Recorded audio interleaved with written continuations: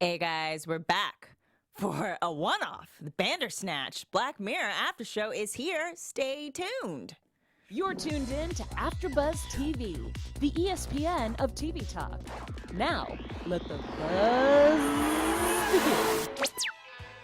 Here comes the rain again. Hello, everyone. Welcome to the Black Mirror Bandersnatch after show on AfterBuzz TV. We are here. We came back. This is the only time you're probably going to see us this year. Season 5 is delayed, but we understand why. I'm Adrienne Stone here, my fellow co-host. What's up, party people? I'm Erica Edwards.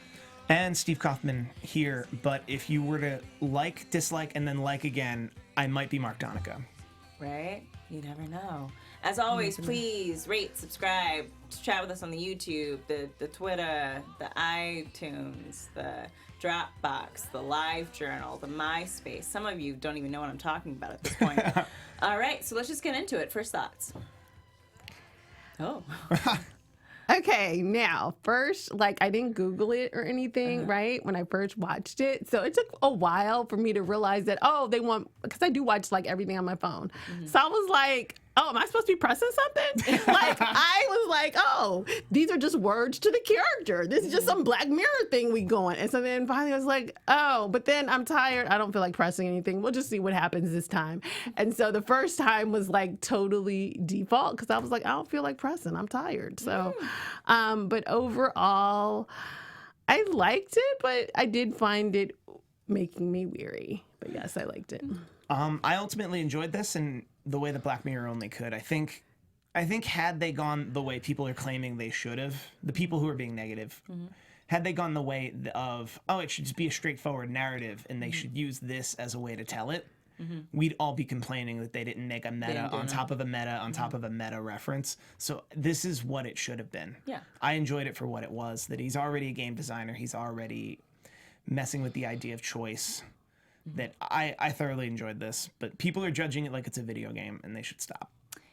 Oh, okay, I get that. I liked it. But there's also things to me liking it in terms of I liked it, but I don't really know if it's something that I could watch more than the 30 times I ended up watching it because I also knew I was going to be here tonight, so I was like, well, let me watch it one more time and see if I find something else. I liked it from jump because I just turned on Netflix just to watch something in the morning. And I turn around to this British voice telling me what to do with my remote. And I'm like, what?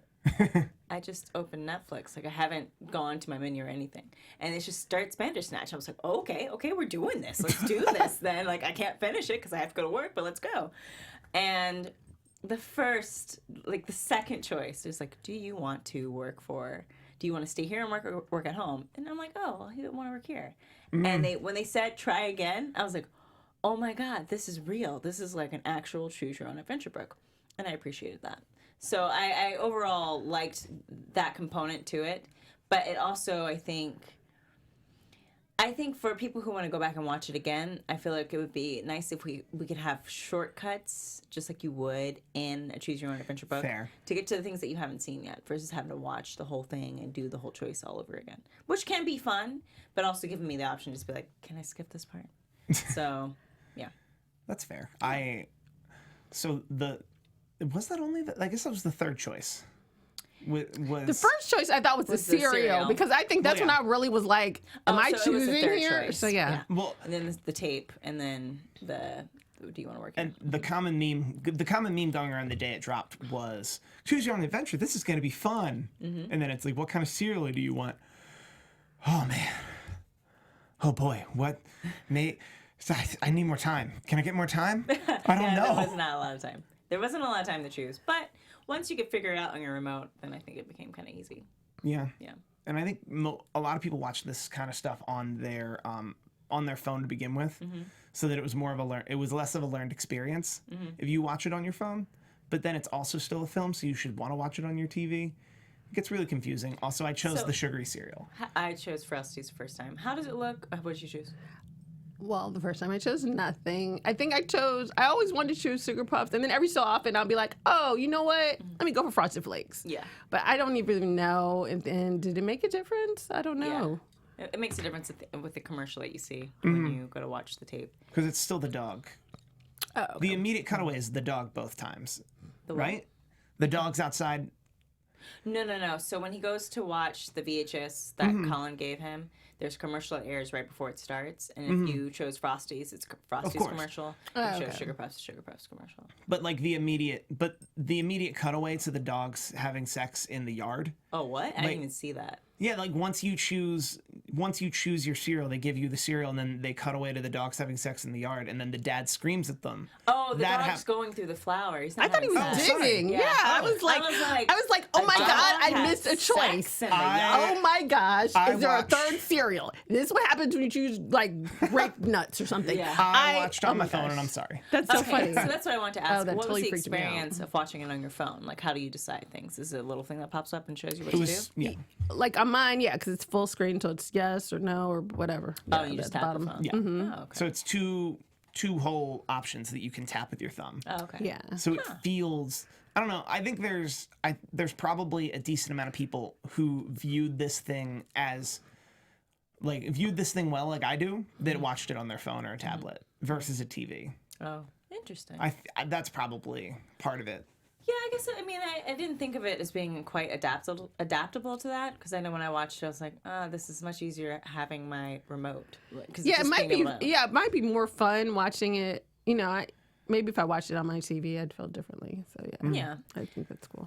But I mean, frankly, I don't really even know how to talk about this. There's so much to talk about. So let's just go to the basis of the story, which is that Stefan is a video game designer designing a game called Bandersnatch, and he's been hired by a company to produce it. And this is his adventure into the creation of this game and the choices that he makes along the way. Bandersnatch is also based on a real true game from the 1980s that actually never came to fruition, as the company went out of business before they released the game. So that's all information I'll be able to give you. There's a great article about it somewhere on the internet. Find it if you want to read it. So we get into the world of Stefan, and we have all these choices. And I just want to know, when did you kill your dad? That could be taken out of context. It'd be so bad. No, was it first? No, after. Well, because the way the narrative worked for me was first off, the way the narrative worked for me was I chose to work at the company. I think most people chose to work. And then you try again. Yeah, and then you try again, and then once you try again, you make it all the way to him trying to take you, him kind of sort of blindsiding you into some therapy because you're running the candle at both ends, and then him really just trying to help you. Then all of a sudden it's like, kill dad. And I'm like, well, no, I'm not going to kill dad. Yeah. And then you wind up opening a safe that shows that he's responsible for a thing that's controlling you in your whole life. And then I'm like, man, I really should have killed dad. Well, Netflix would not let me kill the dad. Like, they kept coming back being like, don't you want to kill your dad now? Do you want to kill your dad now? Kill your dad now. And I was like, I don't want to kill him ever. And so it ended up finally looping me through to where I just got the Netflix ending, which is what I wanted to begin with. I wanted to get to that one first, where you realize that you're in a Netflix, that Netflix is controlling you, a person from the future. So the first round, I did not kill him. And then the second round, I killed him like multiple times just to see what would happen, and chopped him up and buried him and did all the different things. And if you chop him up, you get the good ending. I was about to say, because I never chopped him up at first, because I was like, oh, that's so gross. I love So I buried him so many times, and I was like, oh, this sucks, because he's always going to jail. And then I was like, well, let's see what happens if you chop him up. And then I was like, oh, 5 stars. Yeah, 5 stars. You're still going to jail. 5 stars, an amazing game. Yeah, you get to have the flash forward with Colin's daughter. It's great. But yeah, I didn't want to kill that dad. A funny story. I think if you stay and you pick the wrong choice for all the characters involved, that's actually the best choice. Yeah. Because the game doesn't fail. It just gets 2.5 stars. Like, it's not an abysmal, like, oh, it's the worst thing ever so much. It's like, it's not the best. It's all right. It'll be better. He'll probably have a career in this industry. Yeah. He doesn't kill his dad. Right, because that was the choice where it was like, oh, a team of people helped him or something. And he, I think that's what happened to me the first time through. And I was like, okay, what's going on? Yeah. And then, and then it just got darker and darker. Oh, yeah. And I was like, oh my goodness. That's the closest you'll find to a happy ending in Bandersnatch. Oh, yeah. And I guess, The one where he was cheaper. the actor was fine. Like Yeah. that one wasn't. Yeah. It was kind of corny, but it was fun. It was cute. I liked that. I found that like kind of after the fact. But I like the commentary that I guess, I mean, here's the thing. Like Black Mirror usually always has some type of social commentary. And Charlie Booker kind of turned the tables on us this year and was like, the social commentary is you. How messed are you in the brain? It was like, oh, Right. no. Apparently, the first go around, nobody's messed up. And then it's interesting to see, like, when people get pushed, what we will do. Like, well, if you keep asking me to tell him to jump off, if one of them has to jump and commit suicide, who are you going to choose the first time? Who are you going to choose the second time? The first time I chose Stefan because I was like, I can't kill Colin. I don't have control over Colin. I did the reverse. I was like, Colin, you gotta go. Why did you give him drugs anyway? Go Did off you that do the building. one where Well, he did you like pick turned down the drugs and then he drugged him? No, I don't think I did that one. Okay. Is that a choice? Yeah. I do think that whole scene to me felt like I overthought it a little. That in my mind, I'm like, oh well, I feel like all these choices are going to be the same. That whether I choose the drugs or not, I'm going to wind up with the drugs. Whether I choose, Oh, okay. whether I choose Colin or the other one to jump off, the outcome will still ultimately be the same. Maybe I overthought that one a lot, but I also thought, well, no, I'm this character. I'm not going to make him jump off the bridge. Yeah. It'll be the other guy. Yeah. Right. And then I think it took me a while before I actually followed Colin because I didn't really like that choice. I was like, just take your crazy butt to therapy. So I always had him going to therapy like for the longest. And I was like, oh, okay, see what's happened when you follow Colin and you meet the baby and stuff. But I was like, oh. Yeah, when you choose the good choices, like go to therapy, take your meds, then they're like, try again. I know, right? It's like, oh, go back, go back. Well, to be fair, that therapist was never good. No. Like that therapist was like borderline unprofessional in the sense of like, if you ever need me, Yeah, here's you my have my number. personal phone number. Like boundaries, girl. Well, actually, I think that's more common than not nowadays. That therapists will give you. I know when I was in therapy, my therapist was like, if you ever have an emergency and we're not meeting or like it's just something happened, like you can call me, like if you need to be talked down. And it was Fair. nice. Like I never called her. Yeah. I called her once just to kind of be like, because I got in my head about something. So that's a common thing for Oh, your okay. therapist to give you your number for that type of reasoning. But she was also kind of strange in that. I guess I don't know the difference between. She's more of a psychologist and not a therapist. 'Cause Okay. She gives them medication. Well, yeah, So I don't know. In any case, I will say this: I did not like. I would have liked the story to have been a little bit more fleshed out, in terms of. I think because we're trying to achieve so much, and give us so many options, which I appreciate. That it got sacrificed a little bit. Like I didn't feel Stefan was that fleshed out. I didn't think his relationship with his dad, or anyone really, was that fleshed out. And I wanted more of that. I think it also all felt like a construct to a certain point because it's not like at the end of all 5 endings you can be like, okay, so Stefan is this kid who had a traumatic event, and like he's trying to deal with it. He blames his father. His father kind of blames himself, and like that's the catalyst for him being so isolationist and in his head, and be able to see permutations, and that's what makes him a great developer. And like that would make sense until nothing disproves the thing in the safe. Nothing disproves like him fighting with the psychologist, and then you don't know what's real. Yeah. And like I think it's difficult to write a well fleshed out character that way because you're like, well, but then nothing means nothing. Yeah. And I think if you wanted to do like the whole when Colin's talking about like the alternate universes and you dying here doesn't matter, that kind of thing. If you want to push for that, I don't know. It kind of okay. Full confession: I spent majority of Christmas break playing Red Dead Redemption 2, which is an actual video game with a story, and you have options and things that you can do or cannot do that will affect the ending of your character. And so after coming off of that and then seeing Bandersnatch, I was like, oh, but Red Dead. Don't get me wrong. Red Dead had 65 hours to tell a story, and they only had like an hour and a half or 2 hours if you keep going. But it just. Black Mirror is so good about telling a social commentary story in their regular shows that speak to so many levels that it was just kind of missing here for me. For me, I think I definitely wanted to know a little bit more behind the father, because the whole thing with the bunny and kind of how his father was overall with this, locking the office space in the very beginning always creeped me out. So it seemed like his father came off sort of as this sort of antagonistic, sort of evil type character, but we're kind of seeing it from such a skewed perspective that I think it would have been nice to have a little bit more of a grounding there. Yeah. Since we had to kill him anyway, it would be nice to know why we were really killing him. I did love the when you chose Netflix and they tried to explain Netflix to him. I thought that was a cute, adorable touch that I really enjoyed and thought was fun. Did you get to the one where he's like fighting her at the end? And Yeah. He's like, me and my feature fan kicked your ass. Yeah. So it was. I enjoyed it. Yeah. But yeah, I want more from the characters, I think, and just a little bit. Because after a while, it was sort of like, oh, this is a cool game. Do you want to know what would fit this narrative perfectly? The way Black Mirror did it. And I know there was a Clue movie.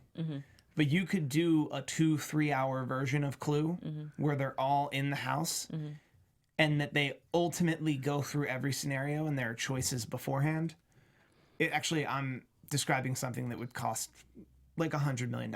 But if you could choose your player and then follow your player through to the end, and then as you chose your player, the actual way it ended, so the room in the house, the weapon, and the person who did it changes randomly every time. So you choose your player and it might have been you, and then you still have to go through the whole narrative. Sorry, I'm just. No, I see what you mean. I mean, they kind of did that with the Clue movie, but just with the endings. Clue, 1985. Very good. Or 86, one of those years. 83, whatever, it doesn't matter. Look up Clue the Mid movie. 80s. The mid 80s Clue with Tim Curry. Yes. I think, yes. I think if, even having it from different perspectives, I mean, Charlie, first off, thank you so much for making Bandersnatch and a Choose Your Own Adventure movie. It was really cool. And I'm sorry that we're up here being like, could you do more? Oh, no. I'm not saying he does more. I'm saying he used his franchise to put something out there and said, this is what I did with it. Yeah. But now Netflix has this technology. Yeah. If you want to bring Clue, if you want to make kind of sort of a video game, if you just have a character that's a paranoid schizophrenic and you want to tell a narrative through his perspective, we now have the ability to do that. Yeah, and that's kind of, I mean, I work in video games and, 2 years ago working on a video game, shooting a scene took 5 minutes. And now shooting one scene takes 30 minutes because we have so many options that we're doing and we have different responses for everything. So we're he's going to read it this way. I have to respond this way. Okay, now do this take. Okay, and we do it again. Same line, slightly different. It's so much work, but I also really enjoy it. And I think that applying that to movies is certainly on the way. We're getting on that path where we want that kind of more interactive thing, and I don't think 3D is going to work. And No. Virtual reality, maybe we'll see. But interactive movies, yeah, I can see that working. This also kills piracy. Because if you Yeah. get the pirated version of Bandersnatch, it's just, I believe, the left option the entire way. Oh, really? Yep. Dang. Oh, wow. Because essentially what they did was recorded their screen while they hit play and then Yeah. nothing else, and that's Oh, yeah. all you could possibly put out without building your own operating system to play it. See that, Hollywood? Although It's a I think a friend of money-making mine, machine. I know he saw an illegal version, and I think he said he saw all the different endings, but I didn't want to ask him, how did you, I don't know. They probably just recorded it and then Yeah. just played it. Well, I guess, because you see all 5 endings if you don't go to the credits. Yeah. So I'm sure that okay. they just did the default path and then kept going back Yeah. to see all 5 endings, and then that's the file. But there are certain points where you have to choose. I don't know if it'll keep playing if you don't choose. Like when it goes to the 2 TVs. I don't know. I guess somebody has to be paying enough attention to know, okay, you have to go back here and then choose what you didn't choose. I'm sure by now, because it's been weeks, there's a fairly completionist, probably 3-hour file on the Pirate Bay. But it took them Right. 3 weeks. Yeah. Right. Yeah. It takes a lot. So many people will have seen it by then before it becomes pirated. Of course. And it's Netflix. Come on, guys. It's $10.99 a month, and you have plenty of friends who have it. I just gave it to my mom, okay? So, like, there's no excuse to not be able to get Netflix unless you don't have a TV. True. Yeah. So, just to bring it back into, I really liked the Black Mirror little tie-ins with like Nosedive and Metalhead and even the white bear symbol that comes in, and it also made me think that, are they saying that anytime we watch Black Mirror, it's just somebody's video game? Possibly. That all of Black Mirror is They're just all like, cookies. yeah. They're all cookies reenacting it for you in that moment. It's just live theater. That's how live theater will survive. Could be. Perhaps. I mean, that's kind of a theory that I thought they were kind of touching upon. Like, there's an episode of Doctor Who, the Peter Capaldi years, where he talks about the fact that we're so evil to video game characters because we don't see them as real. But what if they were real, but we want to do that to them? And that kind of ties into what they did with this of, well, if, you know, I've been in video game world for like a month. So even I was sitting at home like, what if I'm a video game and the person who's playing me, like The Sims or something, they just didn't play me for a few days and forgot and just left me on the couch watching TV, which I've done to my Sims.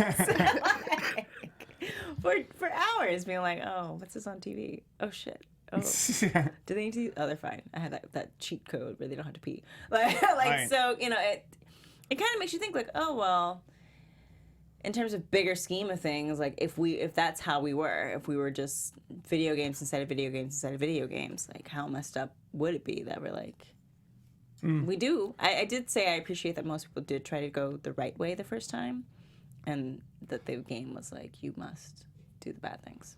And yeah, so are we controlling or is the game controlling And us? that was another thing. When he says at the end, he's like, I know that they think that I'm not in control, but I just like to make them think that way. And he's talking about the audience. Right. And I was like, that's creepy. But of course you're in control. Like, I'm here. I know, and I told you to break that computer, so get to it. Oh, I never made him break the computer. I did once. Like at first I was like, well, obviously you don't break your computer. Like who does that? Well, I remember it was like pretty early on, and like he was midway through trying to ship the game, and then it was like yell at your dad or pour tea on the computer, and I'm like, yell at your dad. or something, not those two things. Yeah, well, the poor T on the computer, the first time when he's yelling at his dad, he will do it. And the second time when you get the option again, he won't do it. He resists you. And that's when it becomes like, who are you? But if you ask him to break it the second time, I think he does break it. I think so too. Yeah. I didn't ask him to do it for a long time because in my mind I'm like, but these aren't reasonable choices. Right. I love how we were all trying to be super reasonable about a Black Mirror. I know, movie. because I was like, you're mad, but you're not gonna break your computer and you're working on a game. Like you're not gonna do that.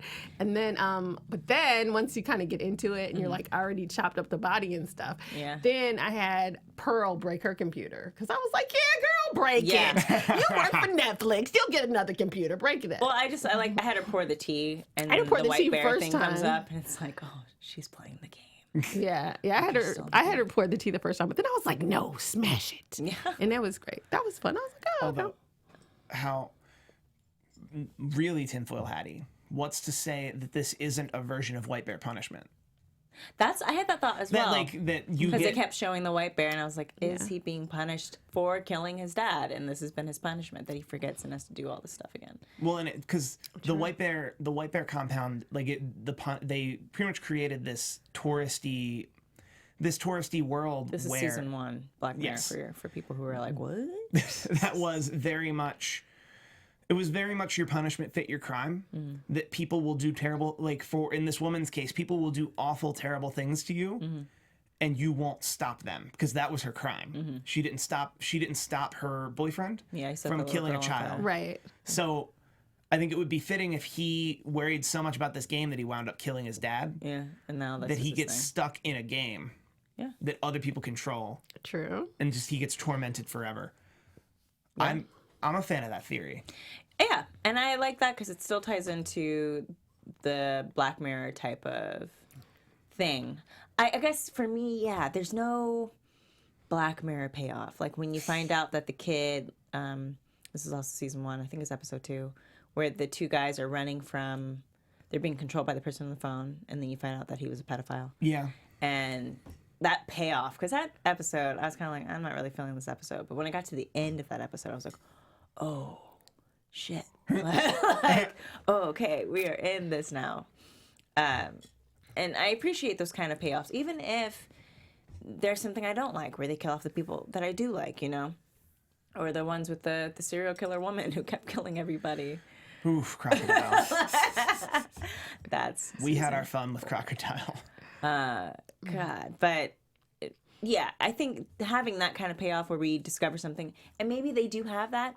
They did say that there are probably routes that they even themselves have forgotten about that if we keep digging, we can find. And even in my third viewing today, before coming here, I had a new scene, and I was like, this is not, I mean, this is a similar scene, but this is slightly different. Like, he's being really mean to his therapist. He wasn't mean to his therapist the last time I did this. Oh, Yeah. okay. Yeah. I have to look for that. See, Yeah. that's the thing. Like, sometimes I think for me, what's challenging about it is that, like, now that I've seen it a few times, like, when I go back, like, I only have, like, a few choices, and I'm like, oh, I got to put this down. You know, like, Yeah, I've seen it's this kind one. of tiring. So I do wish that because I do remember loving these books as a kid where you could choose your own adventures. But then you go back and you just go back to the page and choose a different page. Yeah. Like, I don't have to reread 50 pages. And so, yeah, I mean, if there was a little bit easier way And to kind of actually, get through it, I would.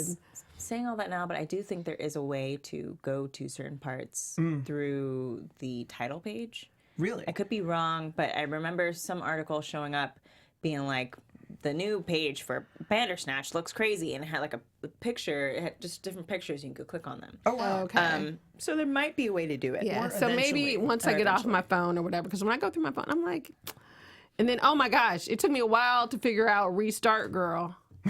Oh my God. I was like, I can't get before this. Yeah. I'm sorry. They don't really want you to restart. That's a big thing. And he's like, I don't want you to restart because then you're going to see stuff that you've already seen before. If you never restart Bandersnatch, you could technically keep going back and finding new things just by like rewinding it. And And then I felt like I wasn't going, maybe programming it.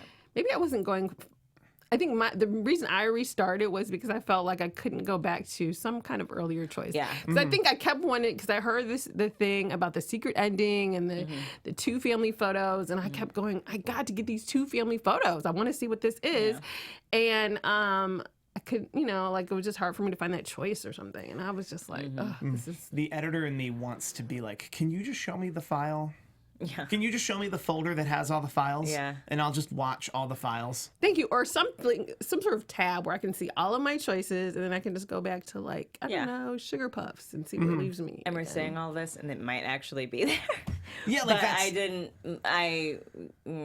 way it's set up now, it doesn't appear that way, and maybe they will add that. But Yeah. they did say it does program to what your choices are previously, so that you should be able to find things you didn't find before. All if right. you go through it every time. If you go through it and then play it again.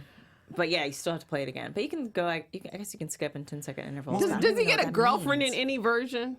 In any no. version, do you None get a I've seen. girlfriend? Do you And I'm have kind of sex in relieved any by version? that because I don't always. Sometimes I feel people put relationships in things where it's not at all needed or necessary, and so I appreciate that they didn't do any of that. Well, Or, like- it's okay, but he could have gotten a girlfriend. Or, like, become a healthy enough human to want a girlfriend. Yeah, That, like, I don't know. I think... and I really would have liked to. Sorry, go ahead. No, I felt the silence in the room, and I had to be like, compared to the character as he started on page 1, Yeah. we're talking about a character. I'm sorry to everyone. No, it's okay. I really would have liked to have just known why he was on such heavy medication. Yeah. Like, I understand that his mother died when he was young and he's still coping with it, but and maybe I did hear it and I forgot because I watched it like so many times. But why is he on such heavy medication? What's the deal with his temper? There's just a few little things that if they clarified, I think it would have made it easier to enjoy. And I felt bad. I like Cullen. I know a lot of people didn't, to the point where the actor got bullied off of Twitter. Oh, I saw that. But I think the reason why people didn't like Cullen is because he just wasn't fully fleshed out. But there's also a whole nother ending where Cullen comes to the house after he's killed his father. He sees his father's dead body in the house.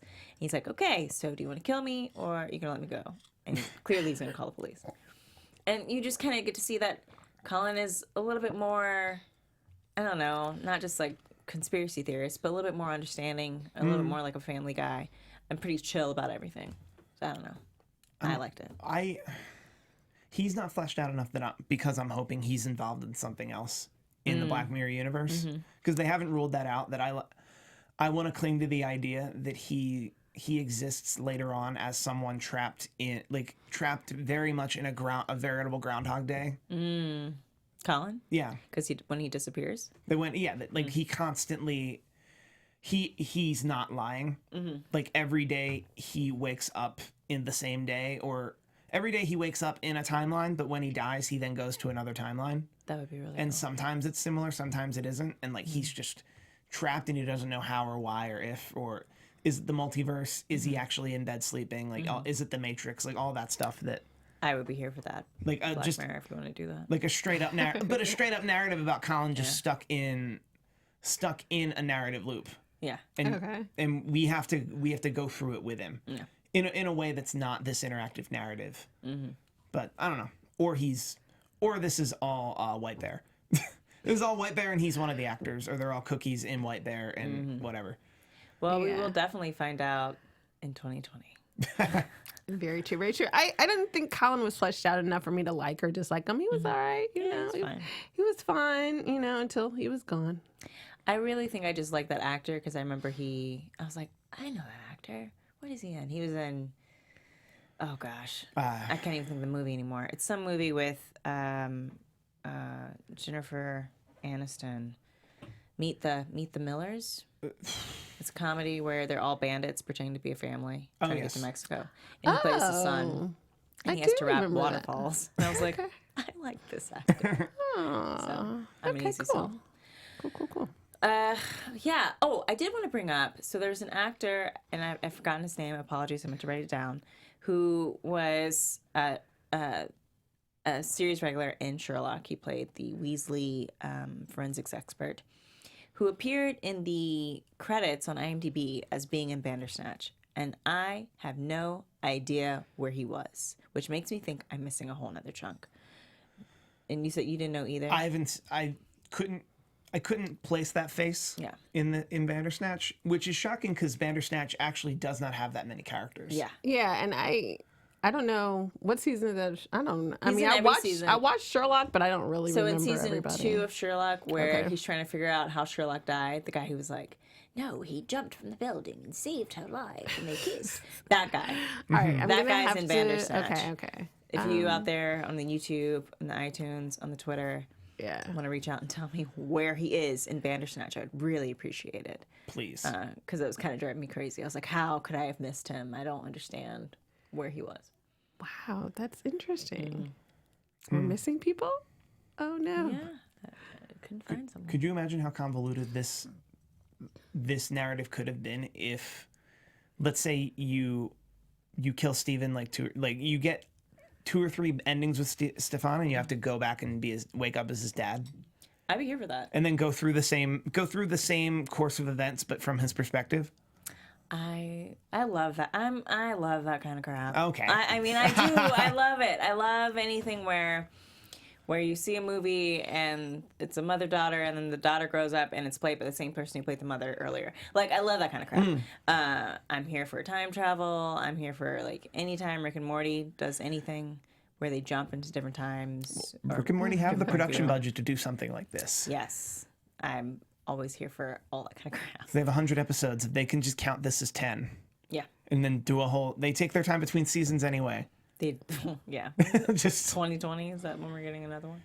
No. We'll get another Black Mirror before we'll get another Rick and Morty. Basically. All right. Well, are there any final thoughts? I think we've kind of gone through everything we can possibly go through. Yeah. I think we've gone through all the endings, haven't we? Let's just try and pull up predictions on Black Mirror season 5. And now, your AfterBuzz TV predictions.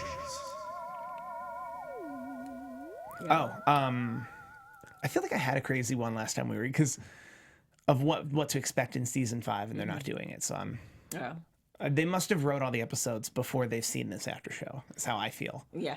So for season 6, I'll have to remember something really cool. Nothing? You got nothing? Based off of just what we saw from Bandersnatch? Or the scroll at the end with the daughter, where you read the scroll and it talks about other Bandersnatch or Black Mirror episodes? Did you see that?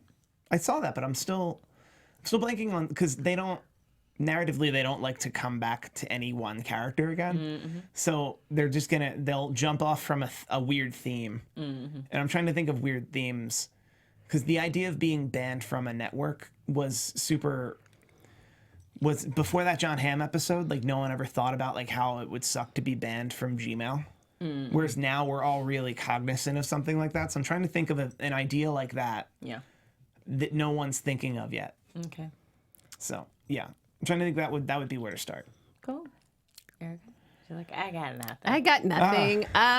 Wait a minute. Let me think. Nah, I don't have anything. I mean, not even play. I don't really have anything. Sorry, people. No worries. I think I like the idea of Cullen coming back. And I've heard there's possible talk of a sequel to the USS McAllis. Oh. Yeah. Okay. So they might actually be bringing that back, which would be cool to see. I mean, in terms of social commentary, the world is so insane right now. You could just throw a pin on anything or throw a dart at anything, and it would be good enough for Black Mirror. But, I mean, I think I've always liked the idea of them kind of maybe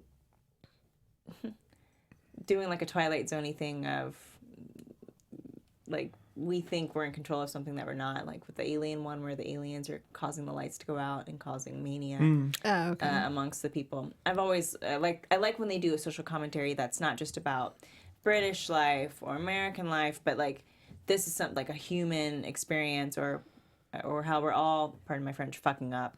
So I would love an episode that kind of focused on just, humanity as a whole is just kind of like...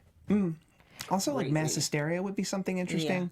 That maybe they've already done this. I'm trying to think of, like, we all know the story about War of the Worlds that's apparently not even true. That they played War of the Worlds on the radio and we all went crazy. Yeah, they thought it was and that wasn't actually the case, but there are moments in time where humanity went crazy. Yeah. All on their own. I feel like, isn't there a story of, like, on the west coast of America, nights after Pearl Harbor, they started shooting at nothing?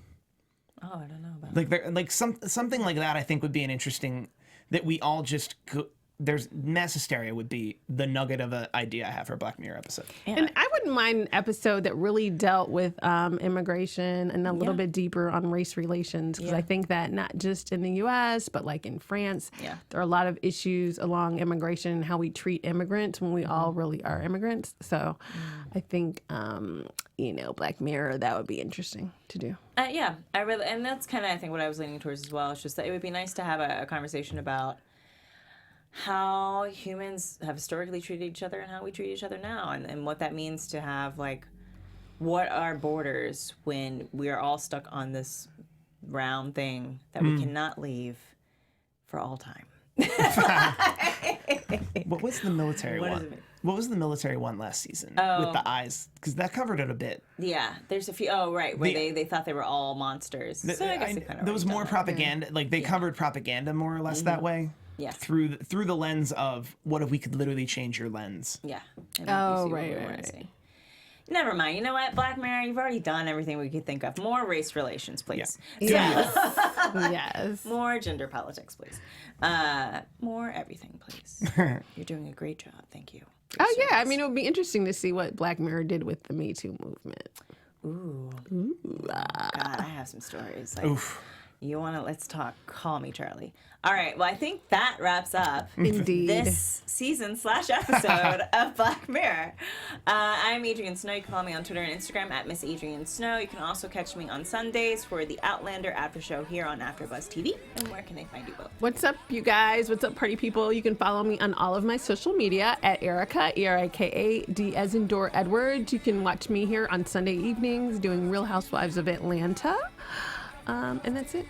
And I'm Steve Kaufman. You can find me on Twitter almost exclusively. I'm at Steve Kaufman. That is KAUFMANN. I run a lot of YouTube pages for some of your favorite wrestling personalities. So if I tweeted the link, I'm likely involved.